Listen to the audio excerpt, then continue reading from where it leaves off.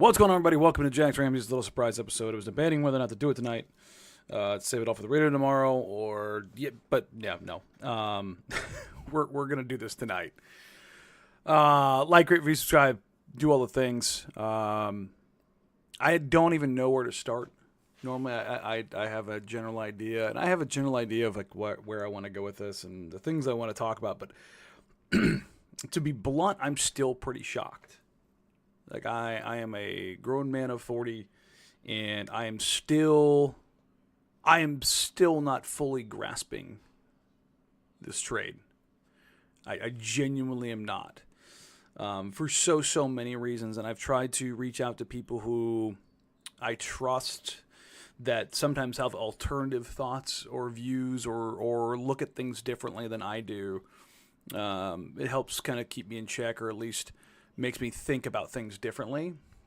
And the problem I keep running into is they all think the same thing for the most part. So we'll get to it here in a second. I do want to give, screw it. No, we're going to get to it, and I'll circle back to the Blazers stuff because I think it all kind of dovetails together.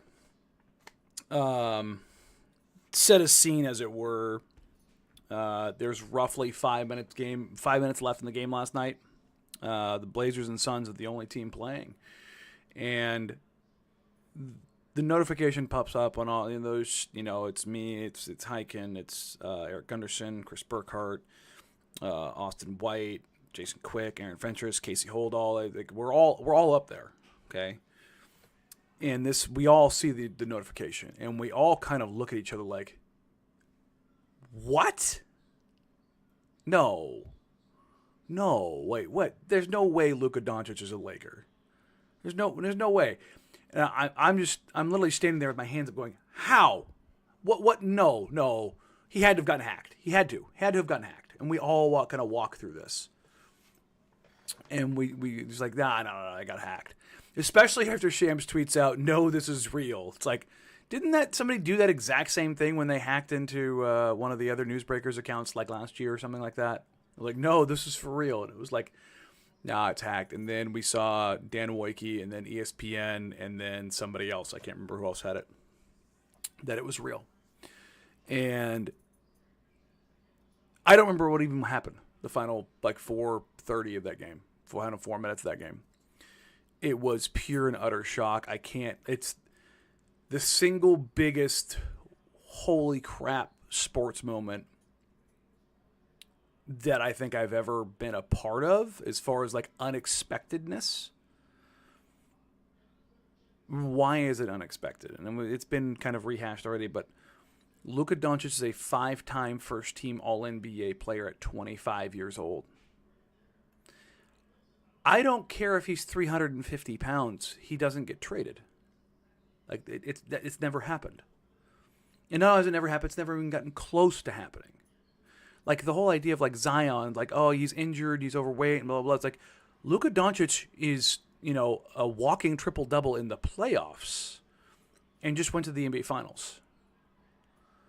Like, what's the deal? Even if there are a host of issues behind the scene, whether it's off-the-court stuff or weight management or him being difficult, yeah, no kidding.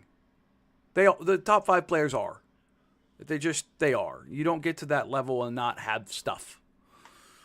It's just the way it goes. But the realization is, okay, the trade happened. Now, they got what out of it?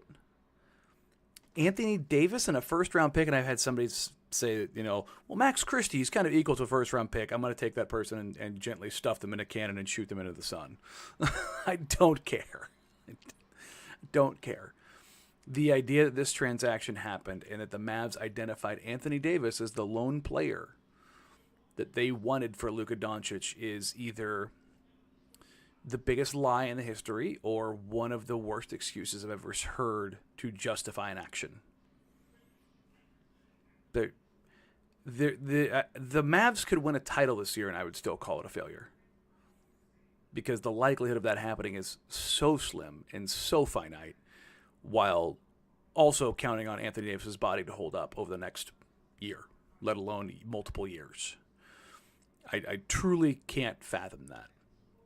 So the transaction itself is insane. The fact that you would move Luka is absolutely insane. Kind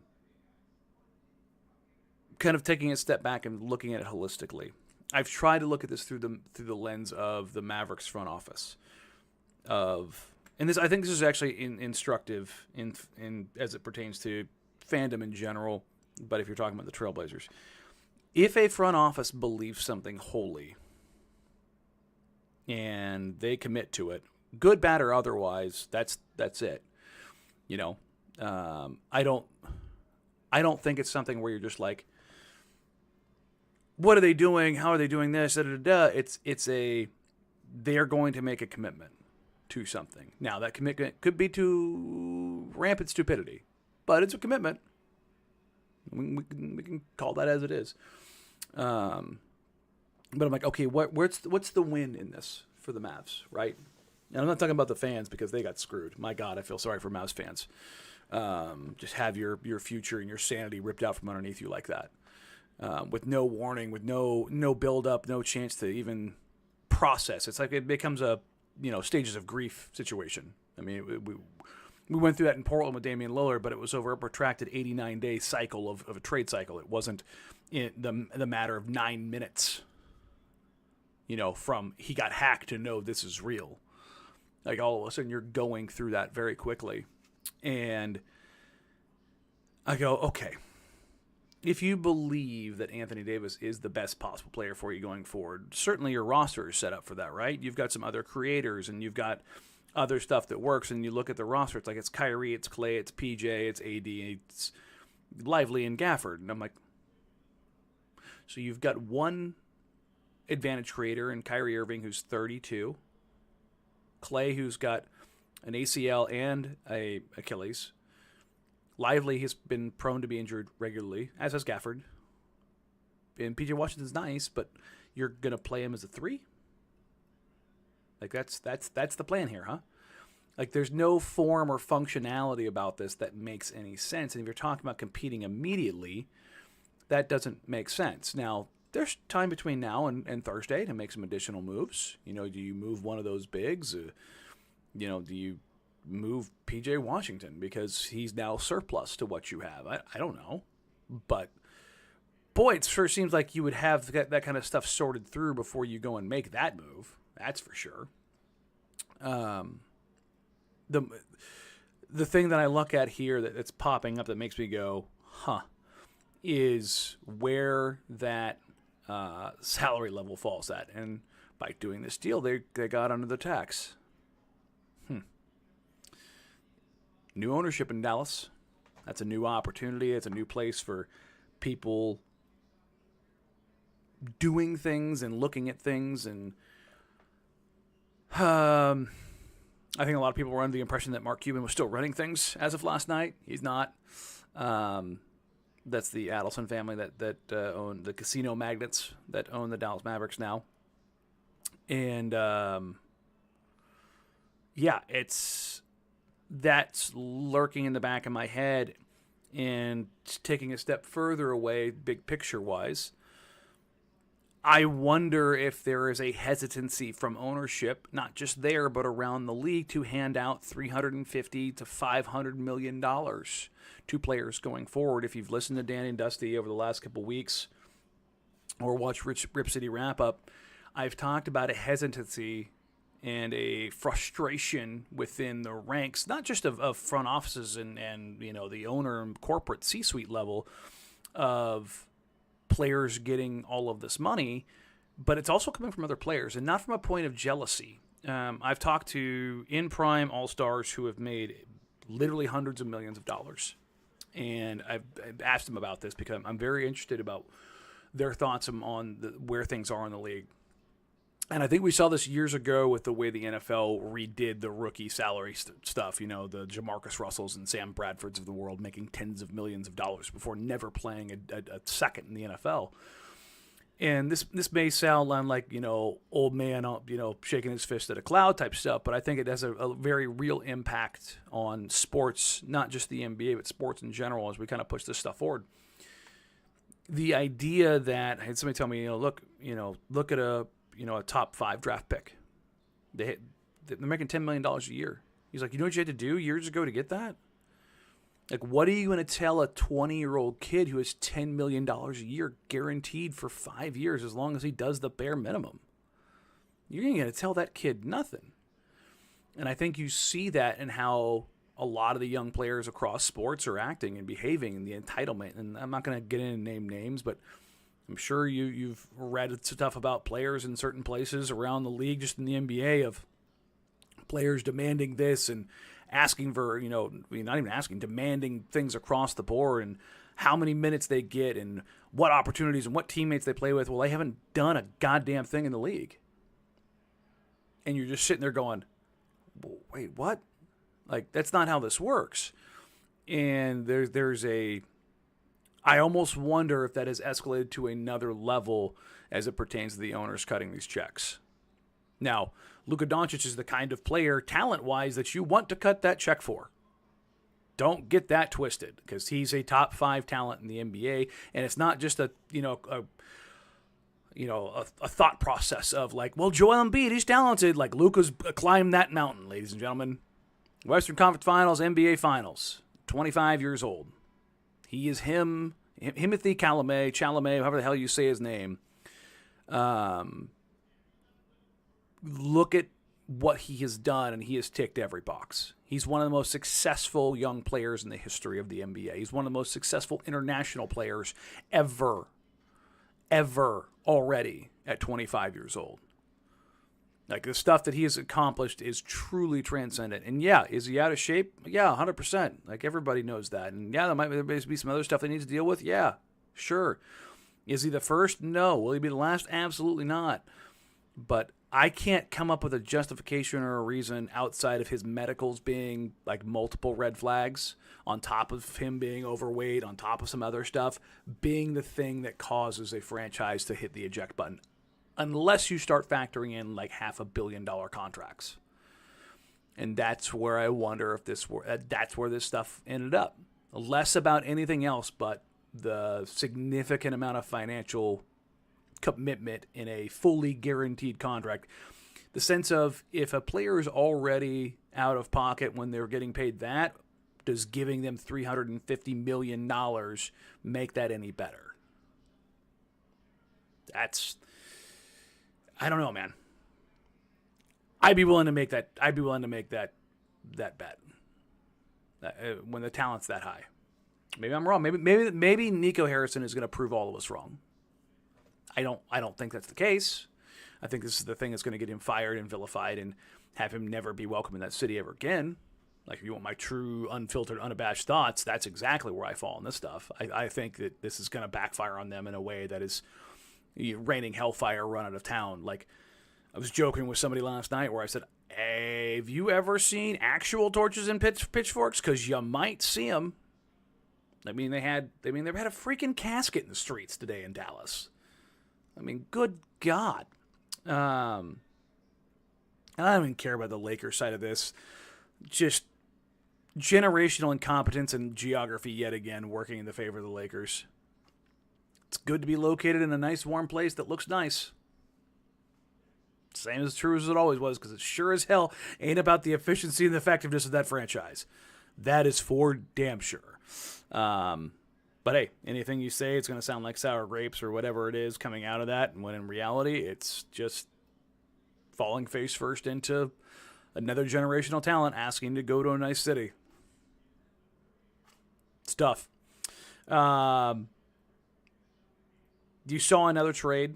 The Sacramento Kings, did they get as much as the Mavs got for Fox? You could argue it's close. AD is obviously a significantly better player. But you look at that transaction, and the way it's being reported is kind of hilarious. It's being shaped on the narrative of Monty McNair and the Kings and Vivek Ranadive, try to make them look a little bit better as they try to save face in a deal that they got their ass handed to them in. 3 first-round picks, air quotes. It's 2. Right out of the gate, it's 2, ladies and gentlemen. It includes a 2025 Charlotte pick that is top 14 protected. That if it does not convey, turns into 2 second-round picks. Womp, womp, womp, womp. That is not a good deal. Already not a good deal. And you start digging in a little bit further, and you're like, okay, let's take a look at exactly how this breaks out. Zach LaVine was a player that the Golden State Warriors could have had in the summer, along with a first-round draft pick. Now, Zach has recouped some of his value, and he's a good offensive player, but we know what the Zach LaVine and DeMar DeRozan backcourt thing can kind of do. We've seen it in Chicago. Bulls West is not a good thing, and it's not a compliment. It's like, what are we doing here? CD Sissoko is a toss in from the Spurs. The 2027 Spurs pick. In 2 years, does anybody think the San Antonio Spurs are going to suck? The team that has De'Aaron Fox now and Victor Wembanyama and Steph Castle is going to be growing into that role, and they'll probably find another way to steal somebody else into that, because the dirty little secret in the NBA right now is a lot of players are trying to get to San Antonio to tie their wagon to Victor Wembanyama. A lot. Just the nature of that beast. The one viable asset they got in this was a 2031 Minnesota Timberwolves pick. So you got Zach LaVine, a good first, and 3 second-round picks, including one of your own back.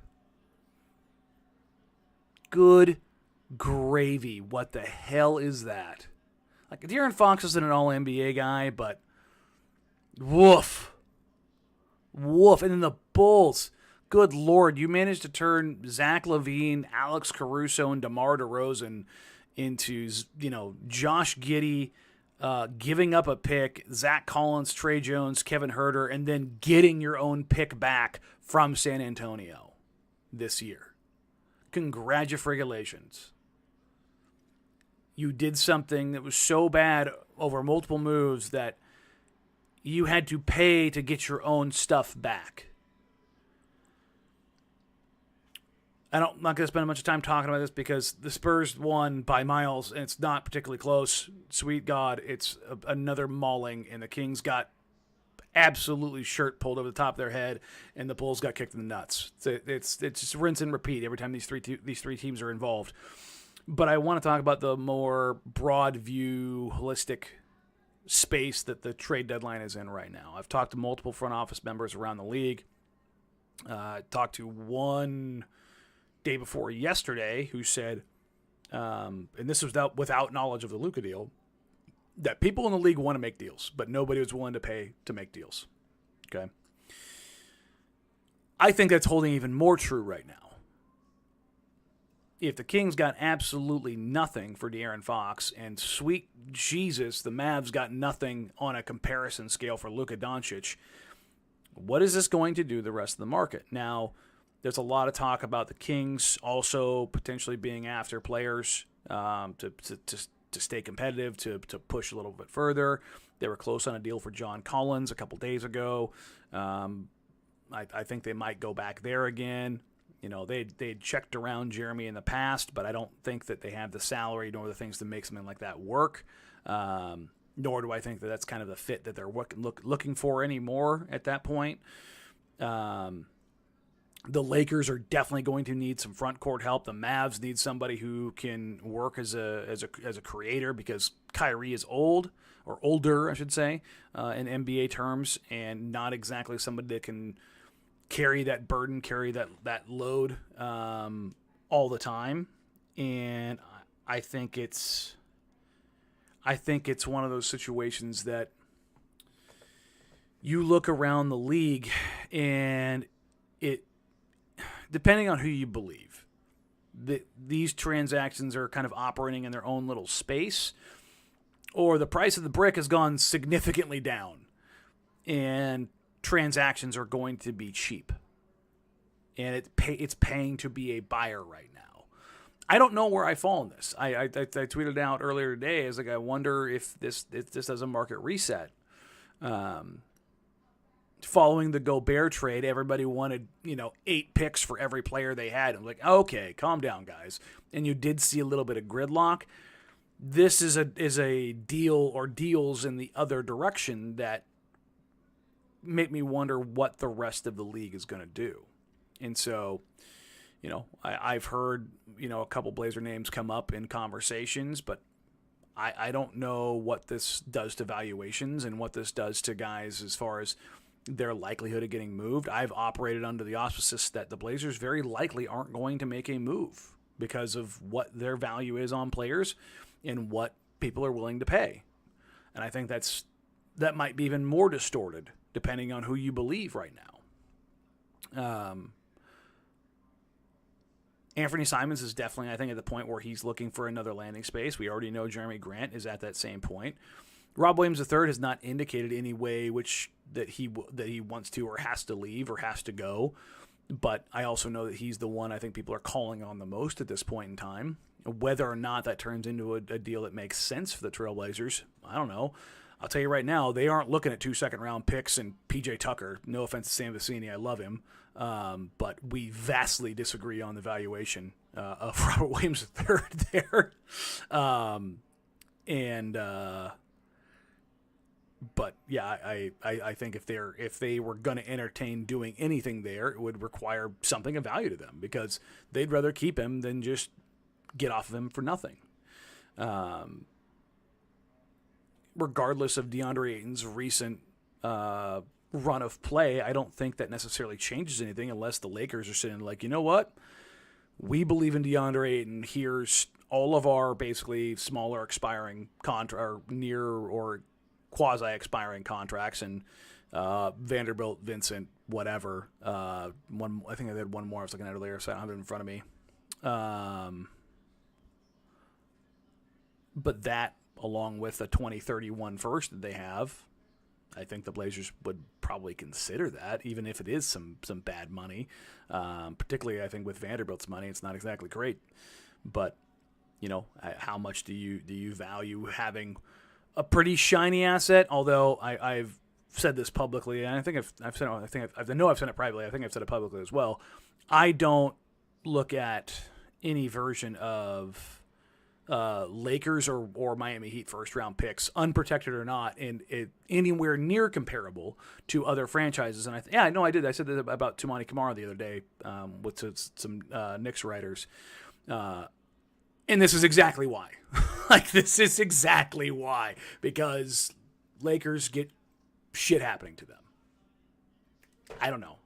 Whatever form of deal Danny Ainge made with the devil to always win trades, the Lakers did that to continue to bring star players in, no matter how stupid or inept they are at every step of the way. So I don't value those picks quite as much, but I could see how you could probably talk yourself into it. Somebody asked, how about connect for Robert Williams III? How about no? No, I don't. Players picked in this last draft outside of the top 4 guys, I just don't. I don't look at those guys as they're fine NBA players. I could end up being totally wrong, but no, I don't. No. I think the Blazers want something a lot more viable than Dalton Connect than Robert Williams III. Now, if you were talking about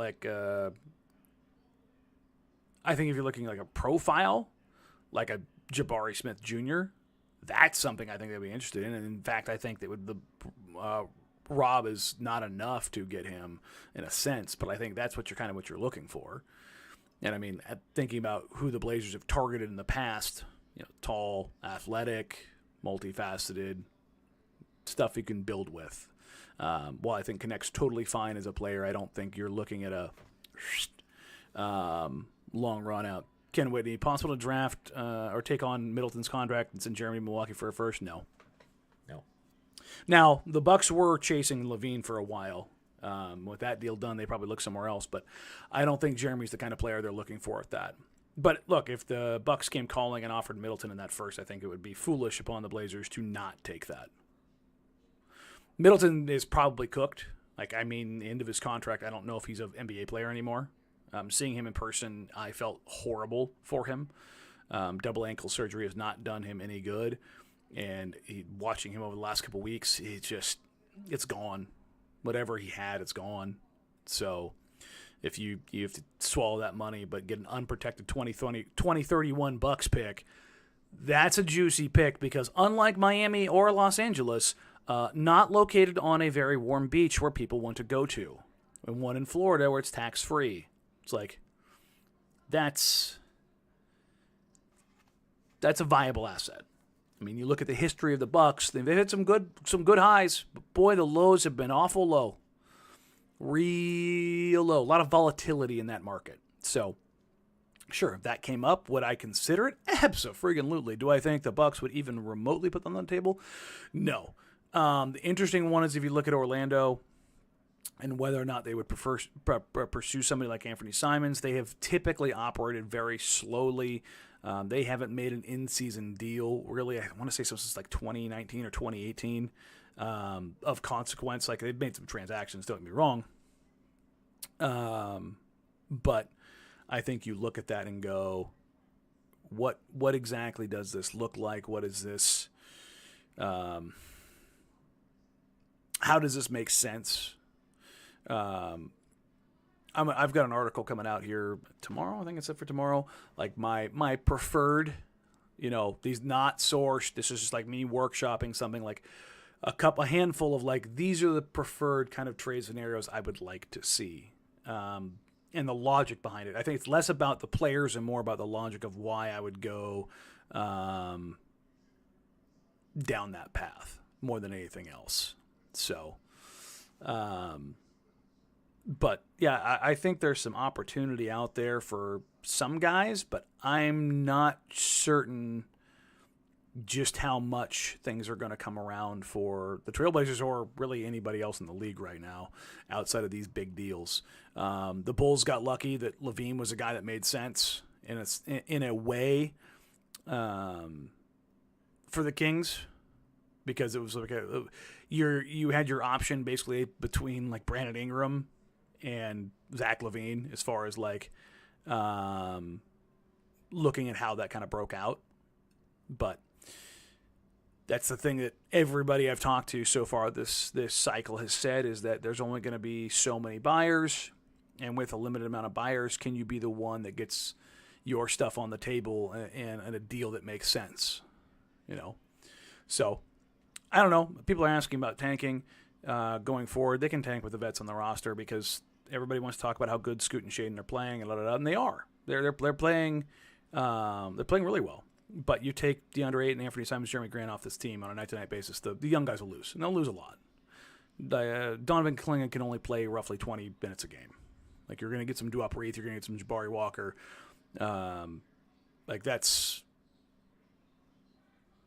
You'll lose a lot of games. You'll have some good games, though, too. You'll have Scoot having some games. You'll have Shaden having some games. You'll have Tu having some games. You'll have Denny having some games. Like, there's stuff to be found there. But if you think you're going to basically take like 60 points out of the lineup and it's going to be replaced efficiently on a nightly basis, no, that's not happening. I mean, that's the whole thing. It's like young guys just aren't consistent. They aren't there night in, night out. That's the whole thing with young guys. And look, I'm sure a bunch of people would like that and have those guys go do that and be kind of that in-between space of completely pulling the plug versus, letting these guys play a little bit. And I don't think the Blazers would even pull the plug all the way. I don't think they would that's not entirely true. I don't think they'd pull the plug the entire way until like the very, very, very end of the season. But otherwise, I think if they sat the vets down, which I think would happen relatively quickly after the deadline, not immediately, but pretty quickly, once you hit that certain point, you can start Scoot, Shaden, Tu, Denny, Donovan. But in that, you've lost a lot of consistency. You've lost a lot of floor spacing. You've lost a lot of trust that goes into scouting reports. And you're allowing yourself for a lot of volatility. You can win some games, for sure. But I also think you can lose quite a few. Not to the point of signing 10 days level pad, but you do that towards the end of the season, and I think that's something a bit more viable, right? But I do want to talk about the Blazers and their recent play lately, and it has been really interesting watching them play play a brand of basketball that has fed from one side to the other. And it's really funny watching Blazers fans no longer say they're the ISO offense, the pick and roll offense, the DHO. They're running the same fucking offense. It's just guys know what they're doing now. That's literally the only difference. And it's, ball go in hoop, and here you end up. It's a fun place to be, but I think the biggest part of this is, and it kind of makes everything else work for everybody else, is DeAndre Ayton. Ayton has been playing incredibly well. It affords space for other people as he works as a rim roller. I mean, the number of lobs he's gotten over the last 2 weeks alone seem endless. Whether it's Scoot, Ant, Shaden, Danny, and it's just num. They're throwing at DA, and he's engaged. Like, his energy level is higher. There's no doubt about it. The big part about that is there's a better understanding of spacing. The guys are getting used to playing with each other, and I think a big part of that has been Scoot actually hitting some shots. Whether he's starting or not, there's at least a little bit of room for DA to roll now. Because for most of Scoot's career, guys have gone so far under, they've basically played at the nail, and there's just nowhere to go for DA, Rob, anybody.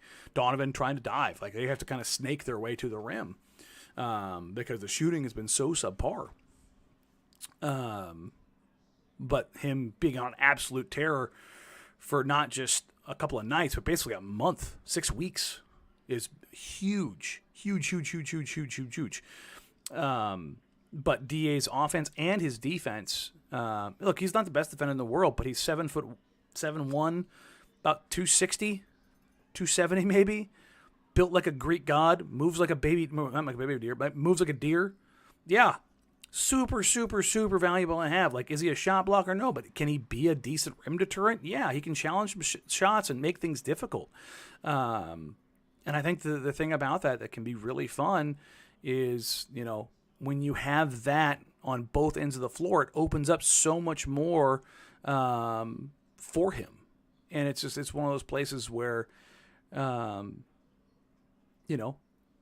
DA finally doing the thing that he needed to do. It's been there for him all year. I mean, you look at how many touches he's gotten and how many times they've asked him to roll. Yeah, I don't care what you think about Chauncey Billups. I don't. You have to give him his credit. You have to give him his credit. He has gotten guys to buy in. I see the tweets, guys. I have a lot of you muted, to be bluntly honest, when you complain about a player getting benched or minutes or that stuff. I just get so tiresome because when you're around the team, when you're around the coaches, and you're around the players, you know why guys are getting benched. And if you're watching the games, you know why guys are getting benched. It's not hard. But Shaden has taken it in stride. And I think a big thing that shows for Chauncey is that he gives a damn when he could absolutely turn off and be a lame duck coach in this season, and then, cash his check and get on out. But instead, he's showing, like, I'm going to coach here, and I'm going to invest in this kid. I'm going to sit him down and tell him that his defense sucks, that his effort and his aggressiveness aren't good enough, because I care about his career. It's one of those things where you have to give him a level of respect, tip of the hat, whatever you want to say, for getting the buy-in, getting the aggressiveness, getting the care, getting the opportunity to kind of fight for that, right? And Scoot, despite getting sent to the bench when the starters came back, he has continued to play the way that he needs to play. I'm currently writing a massive thing up on him, and I hope you guys really like it, because I think it's really interesting, the change that he's made, the level that he is playing at versus what he was at or where he was at a month, 6 weeks ago is night and day. And it's not just he figured it out, or hey, he got opportunity. It's not that. There's more to it, and it's actually really interesting, at least to me. Denny's continued to be Denny. What's funny is in this run, they haven't needed him to do as much, so he's been able to kind of work around the periphery. I think even more than DA, the biggest part of this change, and the guy leading it is Tumani. I am really, really, really buying into Tumani Kamara as the heart and soul of this team right now. You don't have to be the best player to be a leader. You don't have to be the best player to be the guy everyone rallies around, or even not rallies around, but like the energy that kind of puts up. And that's like comparing him to somebody I don't like at all, and Dylan Brooks, who I don't think many people like. And I think teammates at times very much don't like him. And yet his intensity and his effort is so high that you can't not match it, because if you don't, you'll look like an asshole. Like that's, and with two, I think guys really like him. I think he does help bring a level of effort and intensity, and with that, you see everybody kind of matching. I think Jeremy, since he came back from his injury, has been phenomenal defensively. Like, he has been incredible. Like, he doesn't get blocks and steals all that often. He's not a box score guy in that vein, but who he's covering and how well he's covering and the amount of ground he's covering, you see him switching effortlessly between 1, 2, 3, and 4. It's been wow. So if you got DA giving a damn, 2 being an absolute terror to the point where he's going to get all NBA votes. He's not going to make an all NBA defensive team. That's not going to happen. But he's going to get some all defensive votes. I said all NBA, sorry, all defensive. He's going to get some all defensive votes. There's no doubt in my mind. Like, that's going to happen. We were talking about this last night. Casey Holdall was at Rip City Wrap Up with us, and kind of going through Tumani. Tumani might be the 5th best player in this draft class.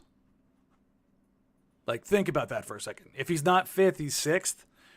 Like, go look at that 2023 draft class and then look at it and come back and go, oh, crap. Right now, he's the 5th or 6th best player in the draft. Not bad for the 52nd overall pick, and a guy that you know, to all reporting and everything else that came with it, said that the Blazers would not do that deal with the Suns without. You know, it's a spot that it's not a terrible place to be, right? So you kind of bring all that together, and the good vibes and the spaces you can find yourself landing in, it can feed upon itself. Now, in the past, and even now, this is going to be my little moment of Danny Downer. And you can spin this 2 different ways, and I'm going to spin it both ways to kind of give both points on this. Who the Blazers have beaten over the last couple of weeks is not exactly the murderer's row. Orlando Magic twice, who they've lost 7 of 8. They are going through it. Now, what good teams do is beat the crap out of teams that are going through it, and they have done that. So give them their credit there. The Miami Heat, very much going through it. The Milwaukee Bucks, that's a good win. Good win. But Bucks are on a back-to-back with Dame and Giannis both playing 41 minutes the night before. You have a very close game with Oklahoma City Thunder. One of your better games of the season. You barely scrape by the Hornets with the rest of their roster gone. And you lose to the Bulls. You beat the Bulls. And before that Bulls game, you lost to the Rockets by 22. So you've beaten the Bulls, Heat, Magic twice, Hornets, and Suns. It's like, there you go. But the counterpoint to Danny Downer is they took care of business, and that's what teams do. That's what good teams do. I'm really interested to see how they bounce back or how they play against Phoenix tomorrow night, just because of these baseball series games. They usually get split no matter what, but Booker had such an incredible night last night. I don't know how they have that night and win that game, but I'm really interested to see what comes out of that night. After that, it's a back-to-back on Tuesday against the Indiana Pacers. And that'll do it before the trade deadline. There are 2 games remaining between now and Thursday. We will be going, or I will be live, noon to 3. I get on air on 1080 The Fan. Noon is the NBA trade deadline. So we will be doing the deadline show on 1080 The Fan. So we will open up the show going down that list. Like, we'll see where the transactions fall, where they land. If the Blazers get anything done, we'll dive into that. Kind of everything that comes with that. So, it's good and it's fun to be able to talk about Blazers basketball in a positive space because, God, it's been so disappointing. Not disappointing, it's dreadful. It's been bad basketball to watch for so much of the last couple of years. Selfishly, it's great to watch this. It's great to watch the young guys put some things together to really grow finally, to understand what it is to accept a role. Josh Hart, I want to say it was on Taylor Rooks' podcast, or it might have been Taylor Rooks on with Josh Hart and Jalen Brunson. I can't remember, but it went on socials earlier this week. He had a great line about how he finally, for the first time in his career, accepted the player that he needs to be. And that's a role player. And he said something along the lines of, I know my job is to be a servant to these guys. He has pointed to Jalen and Brunson and said, can I hear you say that again? Just to be a smartass. But he also said, I'm having a career year. And he is. To go look at his numbers. Go look at his success. Go look at how much impact he has and how impactful he can be and how players can be when they finally buy into their role and know who they are. I think that's such a huge, huge thing, and I think there's a lot of players in the NBA who think they are a level above what they are, and that stops them from maximizing themselves. But the thing about that is, when you look at that, do you want guys always settling? I think there's a fine line between settling and recognition, and I think that's one of the things where you go, okay, it's not a place that you want to be. So I'm gonna wrap it up there. We'll dive more into stuff here. We'll have another podcast, I think, on Wednesday. Is that what it is? We might have a guest. Probably not Wednesday because it's the night before the trade deadline, but maybe following the trade deadline. We should have a guest. It's Donovan.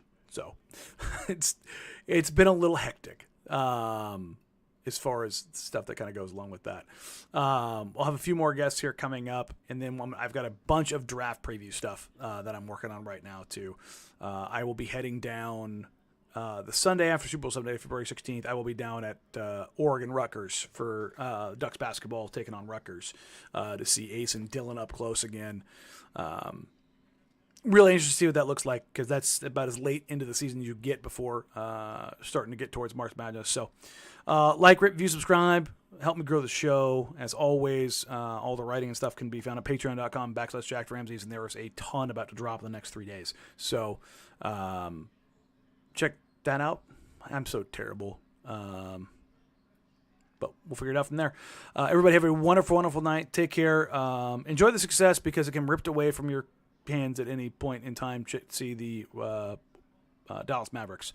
Have a wonderful, wonderful, wonderful night. Take care. Talk soon.